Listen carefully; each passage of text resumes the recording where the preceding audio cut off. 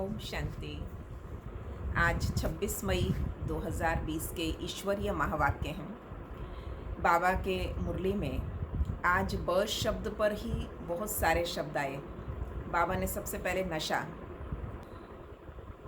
तो सबसे पहले नशा बाबा ने चढ़ाया कि तुम संगम युगी ब्राह्मण हो, बाप तुम्हें पढ़ाने आए हैं, बाप पावन बना देंगे। बच्चों को बाबा क्या क्या समझाते हैं, सत्संगों के बारे में, भक्ति के बारे में।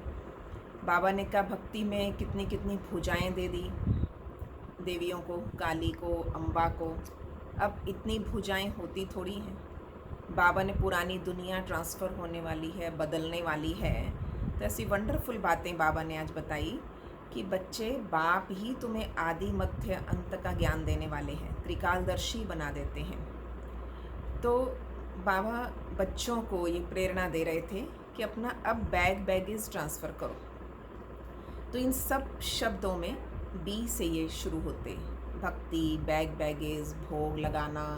बाबा कहते बच्चे कोई साक्षात्कार हो रहे हैं या अब भोग लगाने की विधि या रीति है, तो ये ड्रामा में नूंद है। कोई ध्यान में चले जाते थे, कोई ध्यान में नहीं जाते। बाबा कहते ड्रामा में है, ये मेरे हाथ में नहीं है। तो इस प्रकार से बाबा बहुत सारी बातों के लिए आज प्रेरणा देते हुए आज सारी मुरली को 26 तारीख है, 26 पॉइंट्स याद करने हैं और वो भी बी शब्द से निकालते हुए। तो मुरली को ध्यानपूर्वक सुनेंगे क्योंकि आज का वरदान भी बैलेंस और बाप समान बनने का है। आज का स्लोगन भी भाग्य बनाने पर है कि सेवा द्वारा भाग्य बनता है, ये भी भाग्य है। तो ये बहुत इंटरेस्टिंग है कि आज सब मीठे बच्चे से लेकर स्लोगन तक इसमें 20 शब्द पर बहुत सारा आया है, इसलिए आज 26 पॉइंट्स इस पर हम विभिन्न रीति से निकालेंगे। तो अभी बाबा के महावाक्य बहुत नशे से सुनेंगे। मीठे बच्चे सदा इसी नशे में रहो कि हम संगम युगी ब्राह्मण हैं। हम जानते हैं जिस बाबा को सब पुकार रहे हैं वो हमारे सम्मुख है।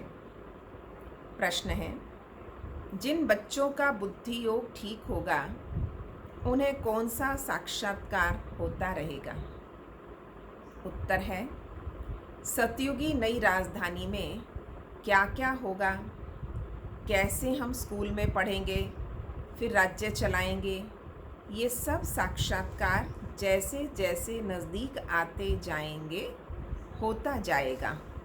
परंतु जिनका बुद्धि योग ठीक है, जो अपने शांति धाम और सुख धाम को याद करते हैं, धंधाधोरी करते भी एक बाप की याद में रहते हैं, उन्हें ही ये सब साक्षात्कार होंगे। गीत है ओम नमः शिवाय। गीत की पंक्तियाँ भी इसी प्रकार हैं, पितु मात सहायक स्वामी सखा तुम ही सबके रखवाले हो। तो बाबा ने इसमें समझाया, भक्ति मार्ग में और जो भी सत्संग होते हैं उसमें तो सब गए होंगे, ज्ञान में आने से पूर्व भक्ति में ही चल रहे थे। वहाँ या तो कहेंगे बोलो सब वाह गुरु या राम का नाम बताएंगे। यहाँ बच्चों को कुछ कहने की ज़रूरत नहीं रहती, एक ही बार कह दिया, घड़ी घड़ी कहने की दरकार नहीं।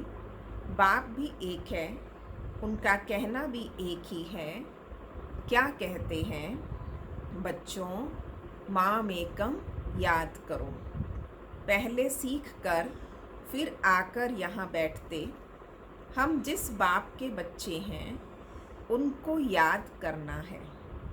ये भी तुमने अभी ब्रह्मा द्वारा जाना। हम सभी आत्माओं का बाप वो एक, दुनिया ये नहीं जानती, तुम जानते हो। हम सब उस बाप के बच्चे हैं, उसको सभी गॉड फादर कहते। अब फादर कहते हैं, मैं इस साधारण तन में तुम्हें पढ़ाने आता हूँ। तुम जानते हो बाबा इसमें आए, हम उसके बने। बाबा ही आकर पतित से पावन होने का रास्ता बताते हैं। ये सारा दिन बुद्धि में रहता है। यूँ शिव बाबा की संतान तो सब हैं, परंतु तुम जानते हो और कोई नहीं जानते। तुम बच्चे समझते हो हम आत्मा हैं। हमको बाप ने फरमान किया है कि मुझे याद करो। मैं तुम्हारा बेहद का बाप हूँ। सब चिल्लाते रहते हैं कि पतित पावन आओ। हम पतित बने हैं, ये देह नहीं कहती, आत्मा शरीर द्वारा कहती है। 84 जन्म आत्मा लेती है ना, ये बुद्धि में रहना चाहिए कि हम एक्टर्स हैं। बाबा ने हमको अब त्रिकालदर्शी बनाया है, आदि मध्य अंत का ज्ञान दिया है। बाप को ही सब बुलाते हैं ना, तो अभी भी वो कहेंगे, कहते रहते हैं आओ, और तुम संगम युगी ब्राह्मण कहते हो बाबा आया हुआ है। दुनिया अब तक पुकार रही है भगवान आजा, भगवान आएगा, और तुम ब्राह्मण कहते हो भगवान आया हुआ है। इस संगम युग को भी तुम जानते हो, ये पुरुषोत्तम युग गाया जाता है। पुरुषोत्तम युग होता ही है कलयुग के अंत और सतयुग के आदि के बीच में। सतयुग में तुम सत्पुरुष, कलयुग में झूठे पुरुष रहते। सतयुग में जो होकर गए उन्हों के चित्र हैं। सबसे पुराने ते पुराना ये चित्र है, इसमें पुराना चित्र और कोई होता नहीं। तो सबसे पुराने ते पुराने ये चित्र हैं, इनसे पुराने चित्र तो कोई होते नहीं। ऐसे तो बहुत मनुष्य फालतू चित्र बैठ बनाते, ये तुम जानते हो कौन कौन होकर गए हैं। जैसे नीचे अम्बा का चित्र बनाया अथवा काली का चित्र है, तो ऐसी भुजाओं वाली तो हो नहीं सकती। अम्बा की भी 2 भुजाएं होती हैं। मनुष्य तो जाकर हाथ जोड़ते पूजा कर देते, उनको कोई फ़र्क नहीं पड़ता भक्ति में किसी की 1000 भुजा दिखा दी है कि 4 भुजा दिखाई है, 8 भुजा दिखा दी, बस उन्होंने अपना हाथ जोड़ना है और मत्था टेक कर आ जाना है। भक्ति मार्ग में अनेक प्रकार के चित्र बनाए, मनुष्य के ऊपर भी भिन्न भिन्न प्रकार की सजावट करते तो रूप बदल जाता है। ये चित्र आदि वास्तव में कोई है नहीं, ये सब भक्ति मार्ग है। यहाँ तो मनुष्य लूले लंगड़े निकल पड़े। सतयुग में ऐसा नहीं होता। सतयुग को भी तुम जानते हो, आदि सनातन देवी देवता धर्म था। यहाँ तो ड्रेस देखो, हर एक की अपनी अपनी कितनी वैरायटी है। वहाँ तो यथा राजा रानी तथा प्रजा होते। जितना नज़दीक होते जाएंगे तो तुमको अपनी राजधानी की ड्रेस आदि का साक्षात्कार होता रहेगा। देखते रहेंगे हम ऐसे स्कूल में पढ़ते हैं, ये करते, तो देखेंगे भी वो जिनका बुद्धि योग अच्छा है, अपने शांति धाम सुख धाम को याद करते हैं। धंधा धोरी तो करना ही है, भक्ति मार्ग में भी धंधा आदि तो करते हैं ना। ज्ञान कुछ नहीं था, ये सब भक्ति है, उसको कहेंगे भक्ति का ज्ञान। वो ये ज्ञान दे ना सके कि तुम विश्व के मालिक कैसे बनेंगे। अभी तुम यहाँ पढ़कर भविष्य विश्व के मालिक बनते हो। तुम जानते हो ये पढ़ाई है नई दुनिया अमर लोक के लिए। बाकी कोई अमरनाथ पर शंकर ने पार्वती को अमर कथा नहीं सुनाई, वो तो शिव शंकर को भी मिला देते हैं। भक्ति मार्ग में क्या क्या चित्रों में कहानियों में क्या क्या बना दिया। अभी बाप तुम बच्चों को समझा रहे हैं, ये भी सुनते हैं, ब्रह्मा भी बीच में सुनते हैं। बाप बगैर सृष्टि के आदि मध्य अंत का राज कौन समझा सकेगा। ये कोई साधु संत आदि नहीं है। जैसे तुम गृहस्थ व्यवहार में रहते थे वैसे ये भी, ड्रेस आदि भी सब वही है। ब्रह्मांड बाबा ने कोई रूप रंग नहीं बदला। वैसा जैसे घर में माँ बाप बच्चे होते हैं, फर्क कुछ नहीं। तो बाप इस रथ पर सवार होकर आते हैं बच्चों के पास। ये भाग्यशाली रथ गाया जाता है। कभी बैल पर सवारी भी दिखाते। मनुष्यों ने उल्टा समझ लिया, मंदिर में कभी बैल हो सकता है क्या? श्री कृष्ण तो है प्रिंस, वो थोड़ी बैल पर बैठेंगे। जैसे कहा भगवान अब शिव, तो भगवान की सवारी वो दी, अब श्री कृष्ण की सवारी थोड़ी ऐसी दिखाई। भक्ति मार्ग में मनुष्य बहुत मूंझे हुए हैं। मनुष्यों को है भक्ति मार्ग का नशा और तुमको है ज्ञान मार्ग का नशा। तुम कहते हो इस संगम पर बाबा हमें पढ़ा रहे हैं, तुम हो इस दुनिया में, परंतु बुद्धि से जानते हो हम ब्राह्मण संगम युग पर हैं। बाकी सब मनुष्य कलयुग में हैं। ये अनुभव की बातें हैं, ये बात हम अनुभव से कह रहे हैं कि अब हम कलयुग में नहीं हैं। बुद्धि कहती है हम कलयुग से अब निकल आए, बाबा आया हुआ है, ये पुरानी दुनिया ही बदलने वाली है। ये तुम्हारी बुद्धि में है और कोई नहीं जानते। भल एक ही घर में रहने वाले हैं, एक ही परिवार के हैं, उसमें भी बाप कहेगा हम संगम युगी हैं, बच्चा कहेगा नहीं हम तो कलयुग में हैं। एक ही घर के अंदर दो युगों में जी रहे हैं, वंडर है ना। बच्चे जानते हैं हमारी पढ़ाई पूरी होगी तो विनाश होगा, विनाश होना जरूरी है। तुम्हारे में भी कोई जानते हैं अगर ये समझे कि दुनिया विनाश होनी है तो नई दुनिया के लिए तैयारी में लग जाएं। बैगेज तैयार कर लें। अगर ये विश्वास जिसको हो गया, निश्चय हो गया कि हम नई दुनिया के लिए पढ़ रहे हैं, नई दुनिया में जाना है, तो बाबा ने कहा तो जहाँ जाना होता है उसके लिए तैयारी कर ली जाती, तो वो अपना बैगेज यहाँ से ट्रांसफ़र कर देगा। बाकी थोड़ा समय है, बाबा के तो बन जाए। भूख मरेंगे तो भी पहले बाबा फिर बच्चे।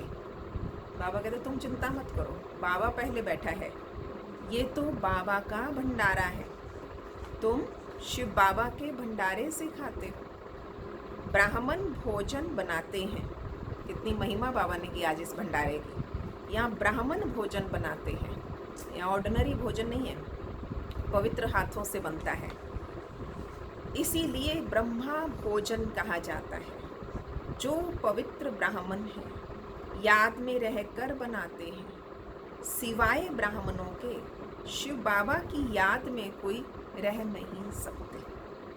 वो ब्राह्मण थोड़ी शिव बाबा की याद में रहते हैं। दुनिया के स्थूल ब्राह्मण, नामधारी ब्राह्मण, तो उनको शिव ऐसा पता ही नहीं कि वो निराकार शक्ति है, वो ज्योति स्वरूप है, ऐसा याद करें नहीं। शिव बाबा का भंडारा ये है जहाँ ब्राह्मण भोजन बनाते हैं, ब्राह्मण योग में रहते हैं, पवित्र तो हैं ही, बाकी है योग की बात। इसमें ही मेहनत लगती है। गपोड़ा चल ना सके, ऐसे कोई कह ना सके कि मैं संपूर्ण योग में हूँ या 80% योग में हूँ, कोई भी कह ना सके। ज्ञान भी चाहिए। तुम बच्चों में योगी वो है जो अपनी दृष्टि से ही किसी को शांत कर दे, ये भी ताकत है। बाबा ने आज उनकी रिस्पॉन्सिबिलिटी बताई कि वो आत्माएं दृष्टि देवे, वो आत्माएं योग कराए। तो तुम बच्चों में योगी वो जो अपनी दृष्टि से किसी को शांत कर दे, ये भी ताकत है। एकदम सन्नाटा हो जाएगा जब तुम अशरीरी बन जाते हो, फिर बाप की याद में रहते हो, यही सच्ची याद है। फिर से ये प्रैक्टिस करनी है। जैसे तुम यहाँ याद में बैठते हो, ये प्रैक्टिस कराई जाती है ना, योग अभ्यास कराया जाता था कि बैठें, संगठित रूप में बैठें, एक साथ बैठकर सामने एकाग्र होकर दृष्टि लेना, तो ये सब प्रैक्टिस बाबा ने कराई। फिर भी सबको याद में रहते नहीं हैं, कहाँ कहाँ बुद्धि भागती रहती है, तो वो फिर नुकसान कर लेते हैं। यहाँ संदली पर बिठाना उनको चाहिए जो समझें हम ड्रिल टीचर हैं, बाप की याद में सामने बैठे हैं, बुद्धि योग और कोई तरफ ना जाए, सन्नाटा हो जाएगा, तुम अशरीरी बन जाते हो और बाप की याद में रहते हो। ये है सच्ची याद। सन्यासी भी शांति में बैठते हैं, वो किसकी याद में रहते? सन्यासी शांति में चुपचाप आंख बंद करके बैठ जाते, वो किसकी याद में है? वो रियल याद नहीं है, कोई को फायदा नहीं दे सकते, वो सृष्टि को शांत नहीं कर सकते, बाप को जानते नहीं है, ब्रह्म को भगवान समझते रहते हैं। वो तो है नहीं कि ब्रह्म ईश्वर है, बाबा कहते ऐसा नहीं है। अब तुमको श्रीमत मिलती है, मामेकम याद करो। तुम जानते हो हम 84 जन्म लेते हैं, हर जन्म में थोड़ी थोड़ी कला कम होती जाती, जैसे चंद्रमा की कला कम होती जाती। देखने से इतना मालूम थोड़ी पड़ता है, एक एक दिन में थोड़ा थोड़ा फर्क पड़ रहा है नहीं पता लगेगा, पर 15 दिन बाद पता लग जाता है। पर बाबा ने कहा अभी कोई भी संपूर्ण नहीं बना, कुछ ना कुछ डिफेक्ट, कुछ ना कुछ खामी होती रहती है। आगे चल तुमको साक्षात्कार होगा। आत्मा कितनी छोटी है, उसका भी साक्षात्कार हो सकता है। नहीं तो बच्चियाँ कैसे बताती कि इसमें लाइट कम है, इसमें जास्ती है। तो ध्यान में भी ऐसा देख देख कर आती थी। दिव्य दृष्टि से आत्मा को देखती है। ये भी सब ड्रामा में नोंद है। मेरे हाथ में कुछ नहीं है, ड्रामा मुझसे कराते, ये सब ड्रामा अनुसार चलता। भोग आदि ये सब ड्रामा में नोंद है। सेकंड बाय सेकंड एक्ट होती है। अभी बाप शिक्षा देते कि पावन कैसे बनना है, बाप को याद करना है। कितनी छोटी सी आत्मा, एक बिंदी, इतनी छोटी सी आत्मा है जो पतित बनी, फिर पावन बननी है। वंडरफुल बात है ना, कुदरत कहते हैं ना। तो बाप से तुम सब कुदरती बातें सुनते हो। सबसे कुदरती बात है आत्मा और परमात्मा की, जो कोई नहीं जानता। बाबा वो नेचुरल राज हमारे सामने खोलता है कि क्या क्या इनमें ताकत है। ऋषि मुनि आदि कोई नहीं जानती। इतनी छोटी सी आत्मा ही पत्थर बुद्धि, फिर पारस बुद्धि बनती। बुद्धि में यही चिंतन चलता रहे कि हम आत्मा पत्थर बुद्धि बनी थी, अब फिर बाप को याद कर पारस बुद्धि बन रही है। लौकिक रीति तो बाप भी बड़ा, फिर टीचर गुरु भी बड़े मिलते हैं। अब ये तो एक ही बिंदी, बाप भी है, टीचर भी है और गुरु भी है। सारा कल्प देहधारी को याद किया, अब बाप कहते हैं मामेकम याद करो। तुम्हारी बुद्धि को कितना महीन बनाते। विश्व का मालिक बनना कोई कम बात है क्या? ये भी कोई ख्याल नहीं करते कि लक्ष्मी नारायण सतयुग के मालिक कैसे बने। तुम भी नंबरवार पुरुषार्थ अनुसार जानते, नया कोई इन बातों को समझ ना सके। पहले मोटे रूप से समझा, फिर महीनता से समझाया जाता है। नयों को पहले मोटी मोटी बातें, फिर धीरे धीरे धीरे धीरे महीन महीन बातें। कोर्स पूरा हो जाएगा और सूक्ष्म बातें, गहराई की बातें धीरे धीरे समझ आती हैं। बाप है बिंदी, वो फिर इतना बड़ा बड़ा लिंग रूप बना देते हैं। भक्ति में तो बहुत ही बड़ा स्थूल रूप लिया। मनुष्यों के भी बहुत बड़े बड़े चित्र बनाते, परंतु ऐसा है नहीं। मनुष्यों के शरीर तो यही होते हैं। सतयुग में कैसे होंगे? कोई 6 फुट के होंगे, लक्ष्मी नारायण आदि कोई इससे बड़े बड़े थोड़ी हो सकते हैं। जबकि यहाँ पर कोई 32 फुट, कोई 100 फुट की मूर्तियाँ बना रखी हैं। स्थान स्थान पर ऐसे बड़े बड़े जब देखते हैं स्टैचूज। बाबा ने कहा मनुष्यों के शरीर तो यही होते हैं। भक्ति मार्ग में क्या क्या बैठ बना दिया। मनुष्य कितना मूंझे हुए हैं। बाप कहते जो पास्ट हो गया वो फिर होगा। अभी तुम बाप की श्रीमत पे चलो। इसको भी बाबा ने श्रीमत दी, साक्षात्कार कराया ना। तुमको हम बादशाही देता हूँ, अब इस सेवा में लग जाओ। सर्विस की प्रेरणा कैसे दी? क्योंकि मिलेगा, प्राप्ति क्या है, पहले बाबा ने वो टेम्पटेशन दी। तुमको हम बादशाही देता हूँ, अब इस सर्विस में लग जाओ, अपना वर्षा लेने का पुरुषार्थ करो, ये सब छोड़ दो। तो ये भी निमित्त बना, सिर्फ निमित्त बनना, बाबा ने कहा कितनी महानता है, तो ये निमित्त बना। सब तो ऐसे निमित्त नहीं बनते। निमित्त बनने के लिए क्या चाहिए? जिसको नशा चढ़ा तो आकर यहाँ बैठ गए। हमको तो राजाई मिलती है, इतना नशा ब्रह्मा बाबा को, अरे हमें राजाई मिलती है, फिर ये पाई पैसे क्या करेंगे? तो बाप बच्चों को पुरुषार्थ कराते हैं, राजधानी स्थापन हो रही है, कहते भी हैं हम लक्ष्मी नारायण से कम नहीं बनेंगे। जब बाबा हाथ उठवाते थे, बच्चे क्या बनोगे, श्री राम सीता बनोगे या लक्ष्मी नारायण? तो हाथ कहाँ उठाते हैं, हम श्री लक्ष्मी नारायण से कम नहीं बनेंगे। तो श्रीमत पे चल के दिखाओ। बाबा ने कहा सिर्फ कहना नहीं है, श्रीमत पे चल के दिखाओ, चूंचा मत करो। बाबा ने थोड़े ही कहा कि बाल बच्चों का क्या होगा। ब्रह्मा बाबा ने सोचा था जब समर्पण बुद्धि हुए और समर्पित कर दिया सब कुछ, एक बार भी संकल्प नहीं किया अरे ये सब कुछ दे दिया अगर मैंने, तो फिर उसके बाद बच्चों का क्या होगा, भविष्य के लिए कुछ बचा लूँ, ये कर लूँ। बाबा ने कहा अगर वो नारायण पद चाहिए तो ब्रह्मा जैसा पुरुषार्थ करना पड़ेगा। चूंचा मत करो, अर्थात इतनी छोटी छोटी बातों बुद्धि अटक जाएगी तो फिर कैसे काम चलेगा।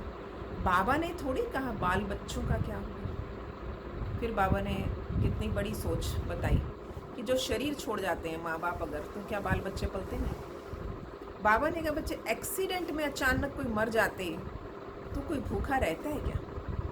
कोई ना कोई मित्र संबंधी आदि देख लेते हैं, दे ही देते खाने के लिए। यहाँ देखो बाबा पुरानी झोपड़ी में रहता है, तुम बच्चे आकर महलों में रहते हो। बाबा ने हर नए कमरे जब भी बनवाए तो बाबा को कहते थे बाबा आपका ये शिफ्ट कर लें, यहाँ पे आप झोपड़ी में इस वाले पुराने कमरे में रहते हो। तो बाबा बिल्कुल मना कर देते थे। बाबा ने अपना वो कमरा नहीं छोड़ा। तो बाबा कहते थे नए नए कमरे बच्चों के लिए हैं, और बाबा बच्चों को नए से नए कमरों में ठहराते थे। तो बाबा पुरानी झोपड़ी में रहते हैं, तुम बच्चे आकर महलों में रहते हो। बाप कहेंगे बच्चे अच्छी रीति रहें, खाएं पिएं, जो कुछ भी नहीं ले आए उसको भी सब कुछ अच्छी रीति मिलता है। यज्ञ में सब प्रकार के आए, बड़े से बड़े अमीर घर के और साधारण से साधारण, या कुछ भी नहीं लेकर आए। बाबा ने कहा नहीं बच्चे अच्छी रीति, सबको बाबा ने एक ही प्लेटफॉर्म पे एक साथ पालना दी। तो कुछ नहीं भी लेकर आए उनको भी सब कुछ अच्छी रीति मिलता है। इस बाबा ने भी से भी अच्छी रीति रहते हैं। ब्रह्मा बाबा से भी बाबा ने अपने से अच्छे कमरे उन सबको बच्चों को दिए। शिव बाबा कहते हम तो हैं रमता योगी। जब सेवा होती थी ब्रह्मा तन में आते नहीं तो कहीं और सेवा के लिए जाना पड़ता था, तो बाबा कहीं भी कहते थे मैं प्रवेश कर सकता हूँ। हम तो हैं रमता योगी, कोई का भी कल्याण करने जा सकता हूँ। जो ज्ञानी बच्चे हैं वो कभी साक्षात्कार आदि की बातों में खुश नहीं होंगे कि बस कुछ दिख गया और उस दिन बड़े खुश है ना, बहुत नाचते बहुत उछलते फिरते हैं कि भाई हमें आज तो ये दिख गया। तो वो ये योग नहीं है। जो ज्ञानी बच्चे हैं वो कभी साक्षात्कार आदि बातों में खुश नहीं होते, सिवाय योग के और कुछ भी नहीं। इन साक्षात्कार की बातों में खुश नहीं होना। अच्छा, मीठे मीठे सिक्की लधे बच्चों प्रति माता पिता बाप दादा का याद प्यार और गुड मॉर्निंग। रूहानी बाप की रूहानी बच्चों को नमस्ते। हम रूहानी बच्चों की रूहानी बाप दादा को नमस्ते जी, नमस्ते जी, गुड मॉर्निंग बाबा, शुक्रिया बाबा। आज मुख्य बात धारण करने योग्य पहला पॉइंट, योग की ऐसी स्थिति बनानी है जो दृष्टि से ही किसी को शांत कर दे। योग की ऐसी स्थिति बनानी है जो दृष्टि से ही किसी को शांत कर दे। एकदम सन्नाटा हो जाए, इसके लिए अशरीरी बनने का अभ्यास करना है। दूसरा, ज्ञान के सच्चे नशे में रहने के लिए याद रहे कि हम संगम युगी हैं। अब ये पुरानी दुनिया बदलने वाली है। हम अपने घर जा रहे हैं। श्रीमत पे सदा चलते रहना है, चूचा नहीं करने। आज का वरदान है लक्ष्य के प्रमाण लक्षण। अगर सोच ही लिया है कि लक्ष्मी नारायण से कम पद नहीं लेना हमें, लक्ष्य इतना ऊंचा है तो बाबा ने कहा लक्षण भी ऐसे होंगे। लक्ष्य के प्रमाण लक्षण के बैलेंस की कला द्वारा चढ़ती कला का अनुभव करने वाले बाप समान संपन्न भव। बच्चों में विश्व कल्याण की कामना भी है तो बाप समान बनने की श्रेष्ठ इच्छा भी है। लेकिन लक्ष्य के प्रमाण जो लक्षण स्वयं को व सर्व को दिखाई दें, उसमें अंतर है। इसीलिए बैलेंस करने की कला अब चढ़ती कला में लाकर इस अंतर को मिटाओ। बैलेंस रखो, जो आप कहते हो वो करना भी है, जो लक्ष्य है वो लक्षणों में भी दिखना चाहिए। तो बाबा ने कहा बैलेंस करने की कला अब चढ़ती कला में लाकर इस अंतर को मिटाओ। संकल्प है, लेकिन दृढ़ता संपन्न संकल्प हो तो बाप समान संपन्न बनने का वरदान प्राप्त हो जाएगा। अभी जो स्वदर्शन और परदर्शन दोनों चक्र घूमते हैं, व्यर्थ बातों के जो त्रिकालदर्शी बन जाते हो, इसका परिवर्तन कर स्वचिंतक स्वदर्शन चक्रधारी बनो। स्लोगन है सेवा का भाग्य प्राप्त होना ही सबसे बड़ा भाग्य। सेवा का भाग्य प्राप्त होना ही सबसे बड़ा भाग्य। सेवा मिले तो अंदर से अपनी खुश नसीबे के गुण गाओ। ये सेवा सिर्फ भाग्यवान आत्माओं को मिलती है। ओम शांति।